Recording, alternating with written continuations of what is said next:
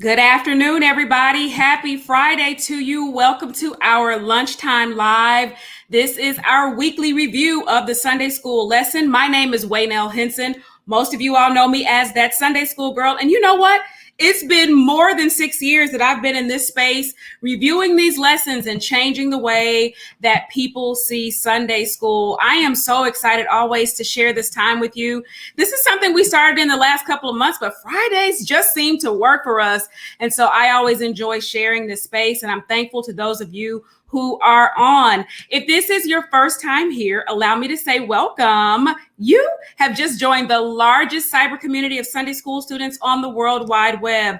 And you know what? Numbers are exciting, but what makes me more happy is the fact that we are the most engaged community on YouTube. What do I mean? Go and look at the comments, look at the ways that we engage personally, and that is literally the thing that makes us different from most other channels. And I love the community that's here, and I love each one of you. As we study the lesson today, we're going to see just how important community really is. And so know that I am grateful to you, grateful for you, and thank you so much for allowing me to serve you. Now, if you are one of those newbies, I need you to do a couple of things. Since we've got live comments, go ahead and let me know in the comment box that you are new. I will not be the only person who welcomes you. Watch all of the comments and the love that will get around you. Since this is lunchtime, you have the opportunity to invite others to the lunch table. So go ahead and share this video, share it on your social media. You can just click the link that gives the share button over. You can share it even by text message, but invite someone to the lunch table with us as we talk about a persevering faith. Before we get into that, I have to tell you, I was literally getting ready to go live on this video and the doorbell rang and I'm like, who's ringing my doorbell in the middle of the day? It was the first delivery of the special items for the VIP boxes for Step Summit 2021. So I am on a whole adrenaline rush here. I am so excited about this conference, what God is doing this year. If you are a pastor who is looking to revamp Sunday school ministry, a Christian ed leader, a superintendent, a teacher, if you're someone who just loves Sunday school, and oh my goodness, if you're a youth worker, maybe you don't even teach today in the Sunday school setting or church school setting, but you teach young people, you want to be at this conference. It is going to be simply phenomenal. If I'm not mistaken, there are 15 or 16 speakers this year at the conference. It is fully virtual, so I know the numbers are going up around the country. No need to worry. You're going to do this from the comfort of your own home, but you'll be able to move yourself around a very interactive virtual platform. It is being powered this year by VFairs, and so I can't tell it all right now. Just know you want to be there. It is going to be a lot of fun. And guess what? We're going to give away some pretty great prizes this year as you all enjoy the platform. So go ahead and make sure that you're registered. The link for the conference is in the description box below. In addition to the link for the conference, you will also find the link to the TSSG notes that go along with this lesson. And it is time for us to go ahead and get into the lesson. Before I do, make sure that you click the thumbs up like on this video. That always helps us with YouTube. And if you're a newbie, make sure that you get subscribed so you don't miss any of the content on this channel. We've been hanging out on this lesson since Monday when we went on Markup Monday live at 7 p.m. Central Standard Time. So we're here today for the actual review. I've spent time reviewing this lesson. I know that you have too. And so I'll be watching your comments as we share together from our lesson titled A Persevering Faith, a persevering faith. And go ahead and let me know what your definition of persevering was. Our Bible basis is Hebrews chapter 10, verses 23 through 36. The Bible truth. The law governed the Jewish faith that governed the Jewish faith was merely a shadow of the good things to come. Our memory verse is verse 23, and the lesson aim is that we will explore the stories of early believers who suffered for the sake of their faith, long for the courage to endure suffering as a result of our faithful witness, and share in the suffering of Christians around the world. I am excited to see so many of you on. Sister Sharon, Sister Carla, Sister Shaniqua, thank you for being on. Brother Earl. Let's go ahead and get into our lesson. This is our second week in the book of Hebrews. So you have your background study from last week, but what you want to keep in mind is that we really do not know who the author of Hebrews is. For all sorts of reasons, it is inconsistent with the writings of Paul. He doesn't write quite in this cadence, this level of, it's kind of a smoothness that he doesn't have. And even as he makes very sound arguments. But what we do know is that the writer is writing to the Hebrews. They are Jews who are facing persecution, and they were tempted to go back to their old systems of comfort and trust. All of us, my pastor preached a couple of weeks ago about systems, and all of us have some sort of system that we depend on, and it creates some level of comfort for us.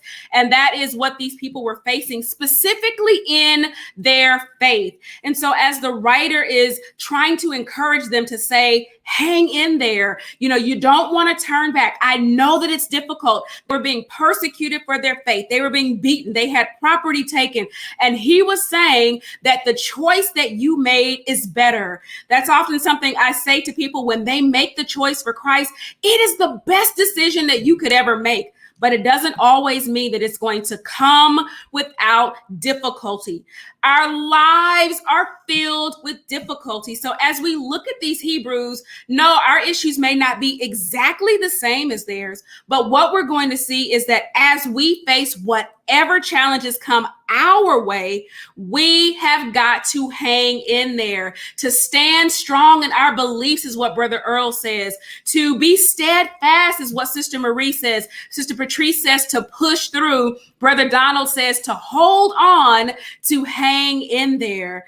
Jesus is better. That's kind of the theme of Hebrews, that when we really look at it, he expresses his love in a way that is so much better than the Old Testament options, than the Old Covenant, the old system of options. The work of Jesus Christ was completed on the cross, and that now gives us individual access to God that they did not have under the old covenant. And so as the writer is really pushing the argument, he is challenging the Hebrews to focus in the middle of our most difficult times. That can be our issue. How do we focus on what is really important? Now, y'all probably have figured out I'm a little bit different as I teach the lesson because I'm not a preacher. And so I'm not the preacher of the lesson, but I literally have asked God, and you've heard me say this, I don't want to experience these lessons from just a head knowledge. I'm not here today to just repeat what the lesson says, but how do we take this on in the midst of our own challenges? What do we do so that we can hang in there, so that we, as Brother Calvin says, can remain committed to our commitment? Now, in chapter 10, the writer has successfully laid out that Christ is supreme and that we must enter into his presence. Now, think about the old covenant, right? They had the tabernacle, but the tabernacle, even though it was about the worship, there were levels to that thing, right? And it was about kind of keeping distance, right? People were not allowed to go only but so far. And it was the priests who were allowed into deeper areas, into the courts, and one priest once a year who could go into the Holy of Holies beyond the veil on behalf of the people to make sacrifice. So the tabernacle was about distance. Here we see in the New Testament that because of the sacrifice of Christ, we have access, but it's important to keep in mind that what he wants is the relationship. And relationship is not like the old covenant that was distance. What he wants from us is closeness. It is about being able to come near to God. Now, last week's lesson, we looked at the Hall of Faith, and we saw 4 or 5 heroes and sheroes, and we saw how they were honored and celebrated, and we remembered them even after death because of their faith. But how did they do that? In fact, somebody asked in Markup Monday, why do we go back to to Hebrews chapter 10 after we've already read Hebrews 11? Well, I think it helps us answer the question. If we have these people who are highly celebrated, how did they do that? How do I do that? If you are going to be successful in anything, you're going to have a plan. And I believe that's why these lessons come, to help us have the plan. So not if I face difficulty, but when I face those challenges, how, Sister Annie, do I not give up regardless of how discouraging the circumstances may be? As we look at Hebrews chapter 10, verses 23 through 36, and I will read quickly and we'll just kind of go through them. Let us hold fast the profession of our faith without wavering, for he is faithful that promised. And let us consider one another to provoke unto love and to good works, not forsaking the assembly of ourselves together as the manner of some is, but exhorting one another, and so much the more as ye see the day approaching. For if we sin willfully after we have received the knowledge of the truth, there remaineth no more sacrifice for sins, but a certain fearful looking for of judgment and fiery indignation, which shall devour the adversaries. He that despiseth Moses' law died without mercy under 2 or 3 witnesses. Of how much sorer punishment, suppose ye, shall we be thought worthy, who have trodden under the foot of the Son of God, and have counted the blood of the covenant, wherewith he was sanctified, an unholy thing, and hath done despite unto the Spirit of grace? For we know him that has said, vengeance belongeth unto me, I will recompense, saith the Lord. And again, the Lord shall judge his people. It is a fearful thing to fall into the hands of the living God. But call to remembrance the former days, in which after ye were illuminated, ye endured a great fight of afflictions, partly whilst ye were made a gazing stock, both by reproaches and afflictions, and partly whilst ye came companions of them that were so used. For ye had compassion of me in my bonds, and took joyfully the spoiling of your goods, knowing in yourselves that ye have in heaven a better and enduring substance. Cast not away therefore your confidence, which hath great recompense of reward. For ye have need of patience, that after ye have done the will of God, ye might receive the promise. As we go into verse 23, what we're really looking at is an encouragement for us to live confidently. And if we think about the things that we do to build our confidence, our faith deserves that kind of focus. What do we do? How do we situate ourselves among others to make sure that we're remaining encouraged? You know, as we go through life, we are all facing our own unique challenges. And if you really look at how you navigate those challenges, it really is about how you position yourself.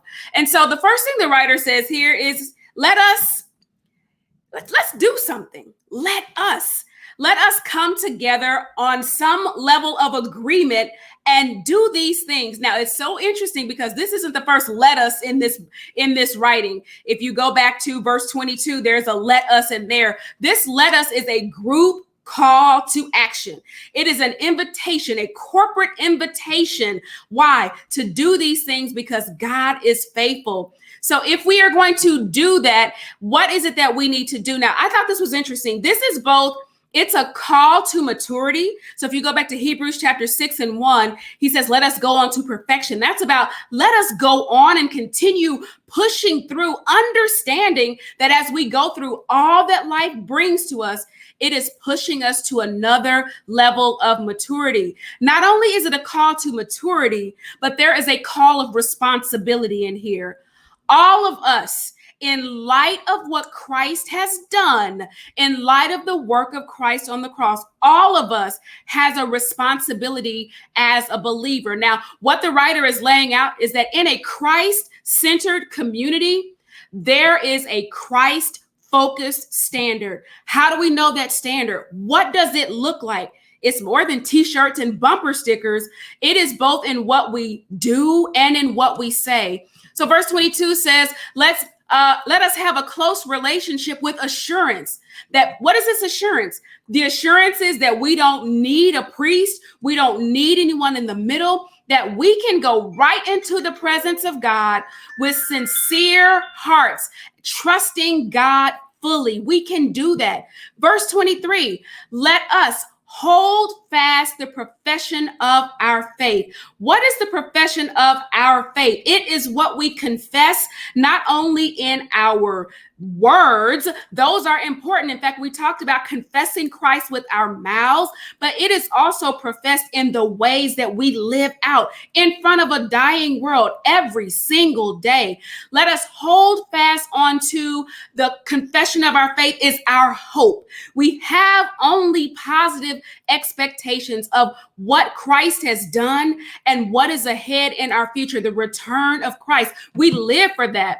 Professing is a strategy for holding on. Why is it important for us to profess that? Why? Because we don't want to allow our speech to be betrayed by our experiences. If we allow the things that we go through to change the confession and the testimony that we have in Christ, we have weakened the work of Christ on the cross. We hang on to hope. Why? Because God is faithful. The final let us consider one another to provoke unto love and to good works. If you read, you notice there is this repetition of one another. If we think about our communities of faith, even in this community, we hold on to and we encourage one another. There is a fellowship that happens in the body of believers. I know often we think about what the church is supposed to produce and give to the world, and we do have a responsibility to our communities, but there is also an in-reach that should be taking place in the community of believers. There are really three things that you see here in terms of a standard. What happens? What should we feel? What should we experience as we come together? The first is love. There is supposed to be love experienced in the community of believers, that we make it our interest to invest in each other and to care about each other, not only just how we're doing each day, but the love that is stirring you up to do something else. There is something that we are to provoke inside of each other. I know that you provoke me to good works, and I pray that I provoke you to do good works as well. And so we are to provoke each other to love and to good works.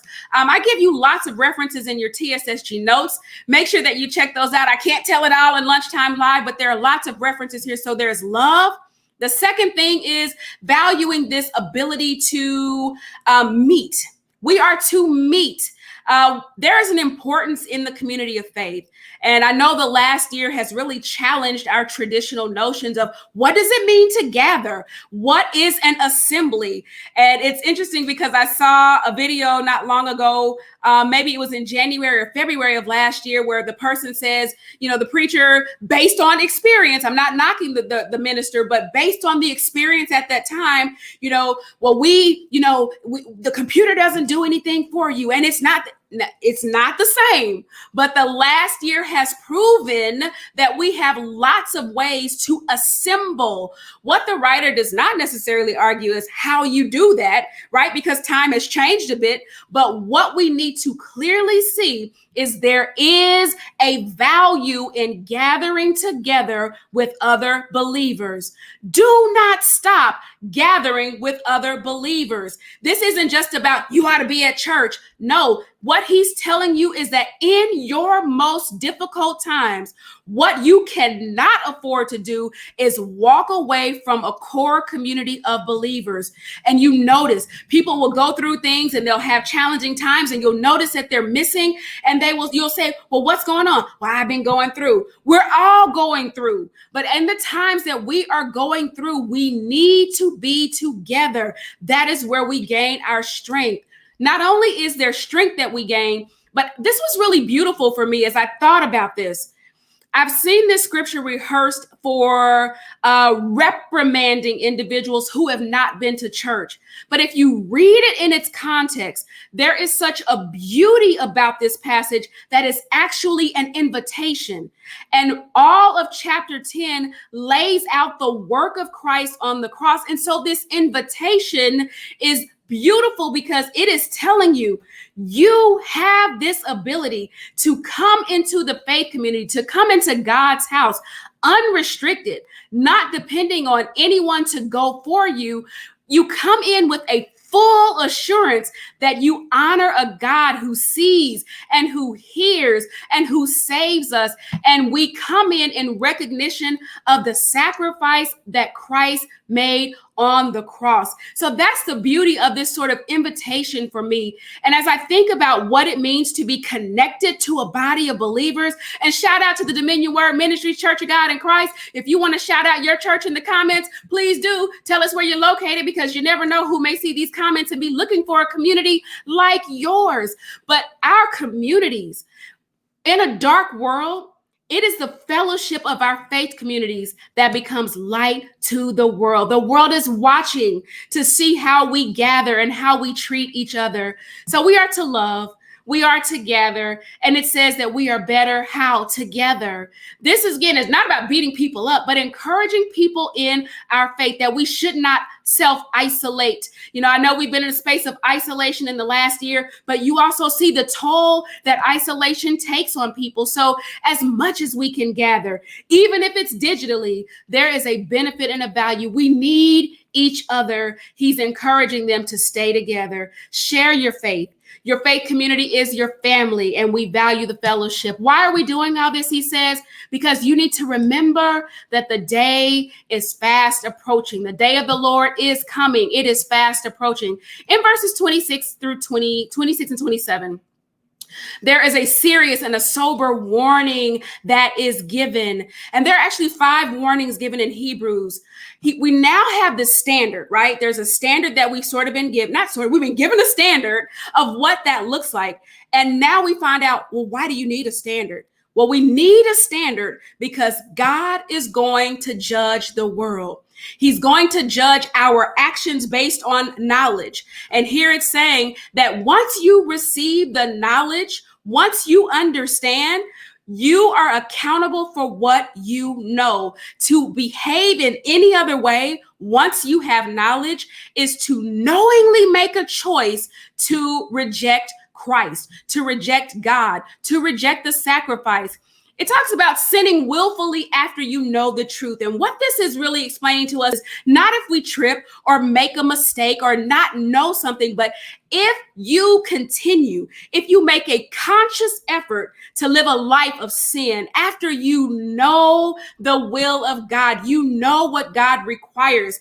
If by way of habit, you make that choice, and that's what the writer is telling us, that you and I make a choice each day to honor God or not to honor God. But he who does this intentionally, who intentionally abandons their faith, who intentionally rejects God, even in their words, especially, those individuals are going to be accountable. Why? Because there is no other sacrifice that can be made. The ultimate sacrifice was Christ on the cross, and there is nothing else that can be offered. This was sort of an aha for me. And this is kind of where this warning kind of situated me, that he's writing to people going through difficult times, right? So what he's saying is that no matter how much we suffer here on earth, we need to persevere, push closer into God. Don't move away from him, because moving away from him, intentionally rejecting him, only positions us for his judgment. And losing our souls is worse than anything that we could experience here on earth. And he talks about the judgment of God, the fiery judgment of God. And we know that when he comes back, there will be the fiery judgment. But in this community, and you'll see this in the notes, he may have also been talking about the destruction that happened in 70 AD. So check that out too. In verses 28 through 29. He talks about insulting behavior, right? If you intentionally, knowingly, and willingly reject, that is insulting behavior. It is to despise the sacrifice of Christ. And he says, since you can identify with the old covenant, let's just talk about what happened when it was rejected, right? Anybody who rejected the law of Moses, go back to Numbers chapter 15, verses 27 through 31, they were put to death by 2 witnesses. So if that's what the old law brought to you, how much more will the blood covenant, how much more will rejecting and despising the blood covenant be punished by God? What else would you expect? Why? Because it is the blood covenant that does the work in us, that sanctifies us, that sets us apart. And we are to hold it in high regard, not just at Easter, but we hold in regard every single day the sacrifice that God made for us. Again, how? In how we live and in how we speak. This was interesting too, because for them to be kind of considering going back to what they knew, this, if you think about it, Judaism would be what they were returning to. That's the same thing that they were trying to reject. Why? Because Judaism is what led ultimately to Christ himself. Christ came to fulfill the law, and he destroyed all of the need for those former systems. And so, again, turning back, even in what you may be into today, turning back in any way is rejecting God. My aha here was, don't rebuild old systems. Verses 30 and 31. He says, we have knowledge that God has said that vengeance is mine. What is vengeance? It means he will repay. He is going to vindicate. He is going to punish the wicked who have rejected him, but he saves those. He extends mercy to those of us who accept his salvation. And his warning continues. Make the right choice, because if you make the wrong choice, you fall into the hands of the living God. And that is simply to say, you fall into the hands of the judgment of God when you willfully reject him. We're wrapping up in verses 32 through 34.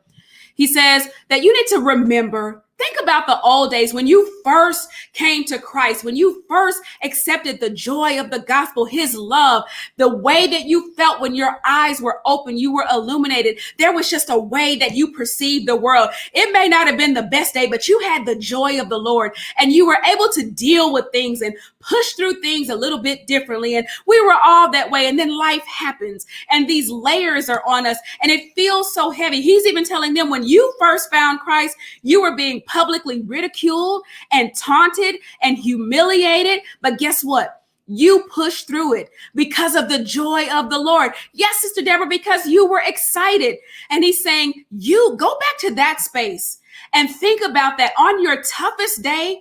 Go back to the space of joy of when you first found God. And that is the space that you need to sit in and push through the most difficult of times. Verses 35 and 36, he says, don't throw away your confidence, because that is what is going to bring the great reward. We all have need of patience. What is this confidence? It is the confidence not that we have in ourselves, but the confidence that we have in an almighty God. Things had gotten bad. They were going to get worse, but the writer is saying that no matter what, keep on pushing. No matter what, don't throw it all away. No, in fact, it's an imperative. He's informing them. He's not surveying. Listen, if it's a bad day and you just don't think it's going well. No, he's saying no matter what, do not throw this all away. Why? Because there is a reward. This was beautiful for me as well. And this is my wrap up. Thinking about, he says, you have need of patience. And patience, as crazy as it sounds, patience is a necessary part of the plan to hold on. And that is so counterintuitive in a world that enjoys immediate gratification. But patience is not defined as simply putting up with a series of bad things. Patience is that pause. It's the pause that helps us get our thoughts together and get our thoughts back in order and get our feelings under control. Talked about this last week, that your feelings will have you wigging out. But if you can just take that pause and realize that God is on your side, it is part of the plan to help you push through. Patience only happens when we go through our own situations. Patience is not developed by observing someone else, but in your own experience, we develop patience. In patience, possess ye your soul. But we must continue, even in our most difficult spaces, to do the will of God. And after you've done so faithfully, the lesson promises us that there is a promise. God keeps his promises, and we can hold on in our most difficult times. Here are my key learnings, and I'm wrapping up. Oh, look at me, right at 30 minutes. Okay, we're wrapping up. Holding on to our faith in difficult times does require endurance. And remember the examples that we had in last week's lesson. They were individuals with very unique life circumstances, but we've all, no matter, your thing may not be my thing, but we've got to hold on, whatever it is. If it's sickness, if it is not having a job, if it is being married, if it's being single, whatever your thing is, if it's pushing through school, hanging in there with a tough boss, there are life circumstances and we all have to push through. Being around the right people, though, really helps. So be around the right faith community. If you are not attached to a community of believers today, find one. Find a community with like values where you feel loved and affirmed and built up in your faith. I love my local church. If you come to the Dominion Word Church, we believe in the 5C principle, where every member feels connected, cared for, capable, contributing, and complete. Find a community that makes you feel that way so that you are able to go through your challenges, not by yourself, but every single week, knowing that you have people around you who are helping. Stay connected to your community of faith. Even when you're in your tough times, that's not the time to run. That's not the time to stay home. That's not the Sunday to pull the covers over your head. But however you are gathering right now, even if it is on virtual, you know what? Turn your cameras on. Look at the faces. Look at the smiles that want to encourage you. Get up every week and be fully participative. Why? Not because anyone makes you, but because of this beautiful invitation that you have to come into the presence of God on your own with full access and confidence in God Almighty. Do not take your access for granted.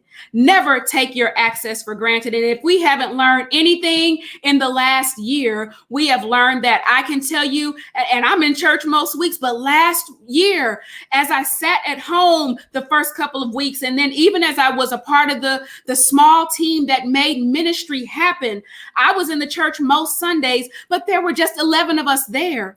And when I looked at a largely empty sanctuary, I said, God, if there's ever been a time that I have taken access and being with the fellow body of believers, God, forgive me. And I pray that we will all put ourselves in that place where we will never take for granted the opportunity to gather. Gathering is not just a matter of our schedules. It's not what we do just because it's Sunday morning, but it is a conscious effort and a reminder of the sacrifice of Christ on the cross. Remember that gathering together with believers is a beautiful invitation. It's not a legalistic mandate.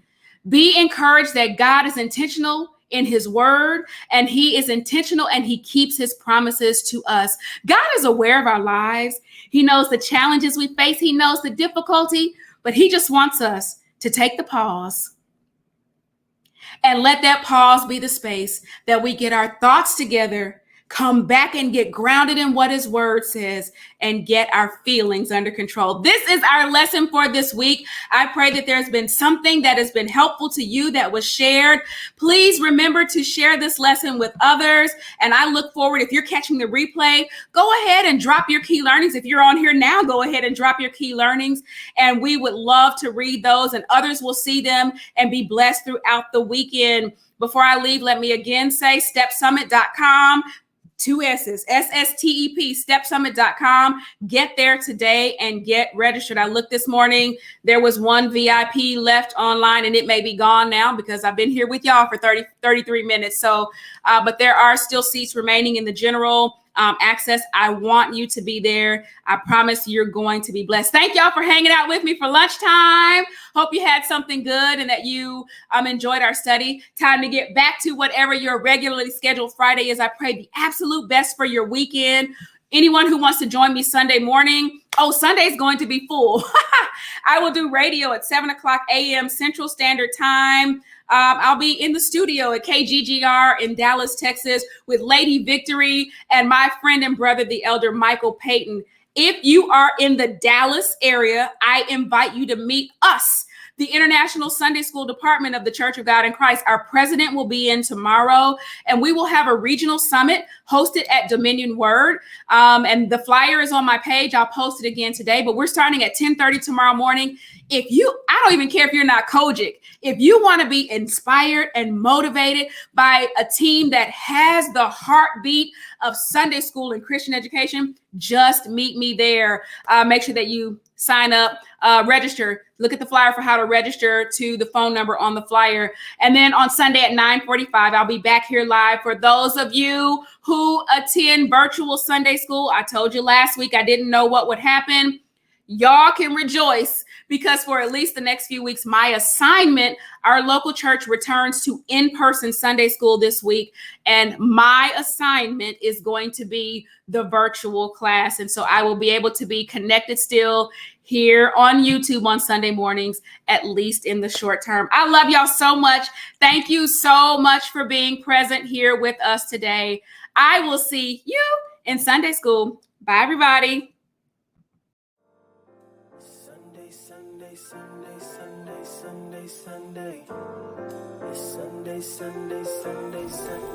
This bag makes a great gift for teachers, and of course there's a church school version as well.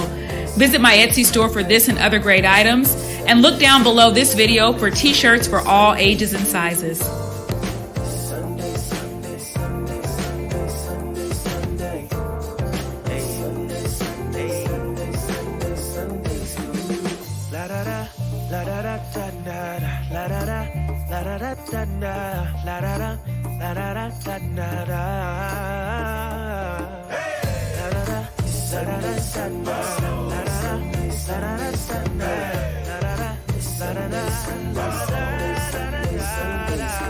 Changing the way you see Sunday school with that Sunday school.